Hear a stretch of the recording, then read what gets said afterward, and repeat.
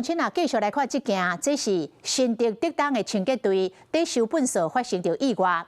当时这个粪扫车到位，有袂少民众咧捡粪扫，想袂到因为机械故障，后车斗坑喷的架啊弹起来，徛伫后壁有3位民众未负险，互弹着受伤。其中一个85岁太太，互弹一个倒向下，倒伫个涂骹，后头壳我真空。 粪扫车慢慢驶入巷仔内，民众赶大包小包粪扫，准备拼毁后车斗。想袂到这个时阵，粪扫车后车斗雄雄弹起来，互当伫咧拼粪扫的阿桑规人口吐悬起来，佮动下在地。另外一位太太嘛闪袂离口弄着。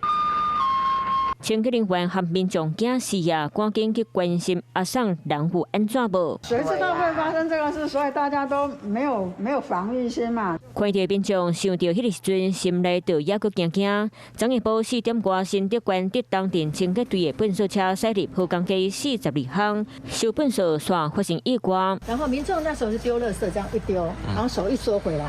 缩回来的当下，就是刚好这个角度，它就是比平常多了大概20公分，所以民众的手就被它弹到可能有作用力，民众是整个往后仰，仰了之后就倒在地上。经过了解，当时3个人伫咧倒粪扫有受伤，其中一位85岁阿桑摔倒在地，和后脑壳角有差不多3公分离开空喙，另外2位民众手受伤，巴肚黑青。我是轻伤啦，还好啦，我有去照超音波，医生都没事。 家在太太敢若受轻伤，无讲真严重。锅子会弹掉，可能是它这个可能软掉，过年垃圾太多，一直压缩压到啊，这个可能都疲劳掉了。这边敢若是因为过年时下再收集粪扫和机械的零件超甲灵气，不是属于说队员外观可以检视得到的，对，是机械。我们载运量也没有超量，所以都是符合标准。 清洁队队长讲，粪扫车逐工拢有伫咧做检查，嘛拢有做好相关 SOP 的规定。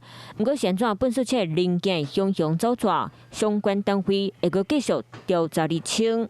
Hello， 我是庄慧琪。想要抢先掌握最及时的新闻资讯吗？赶快订阅、按赞、开启小铃铛，锁定华视新闻 YouTube 频道。